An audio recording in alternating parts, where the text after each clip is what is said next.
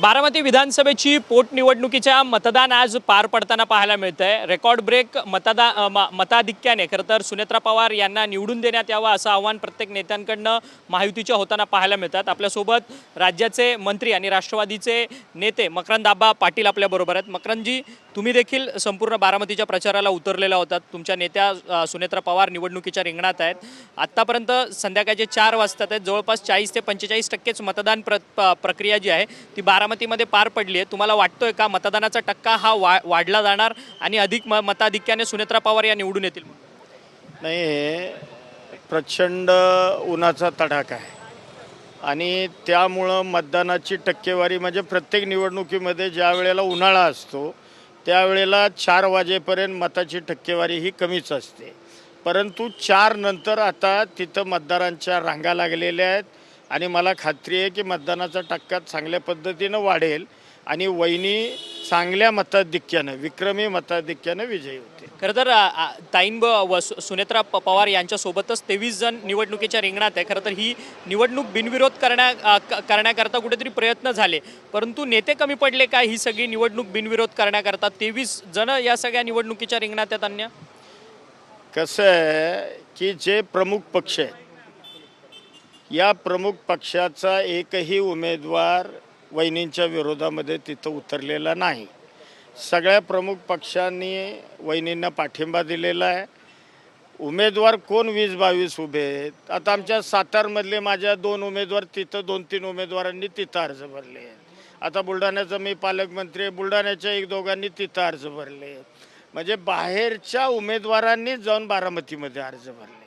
त्यामुळं कुठल्याही मोठ्या पक्षाचा उमेदवार नाही आणि जे उमेदवार बाहेरचे आहेत हे कुणाच्याच परिचयाचे नाही, म्हणजे बारामतीकरांचा आणि त्यांचा काहीही संबंध नाही।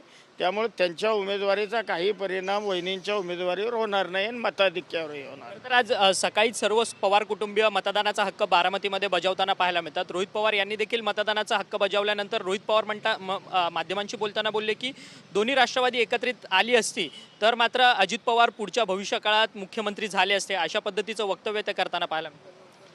नाही, त्यांनी काय वक्तव्य केलं मी ऐकलं नाही, परंतु आता या संदर्भामध्ये माझ्यापेक्षा वरिष्ठ चांगल्या पद्धतीने भूमिका मांडू शकतील, तो अधिकार काही माझा नाही।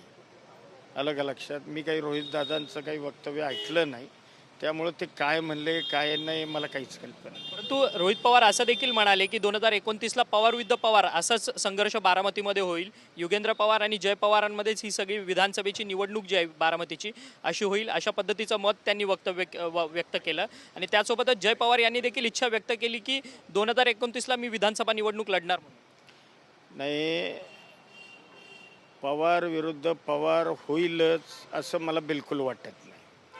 आणि जय पवारांनी म्हणजे जयदादांनी 29च्या इलेक्शनची काही इच्छा व्यक्त केली असेल तर त्यामध्ये गैर काय?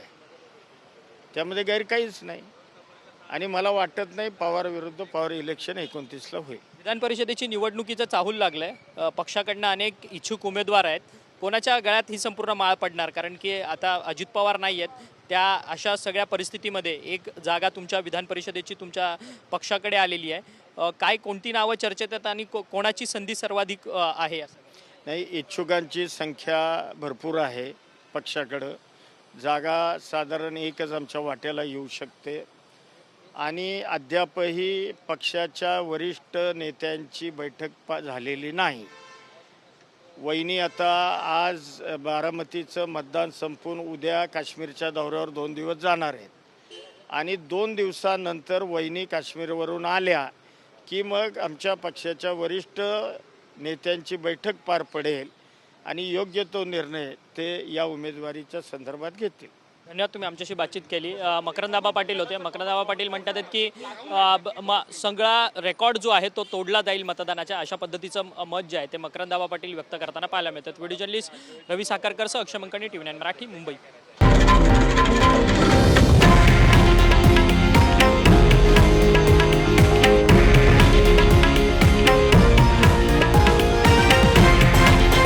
हे आहे देशातील नंबर 1 न्यूज नेटवर्क आणि आपण पाहत आहात TV9 मराठी, एकमेव।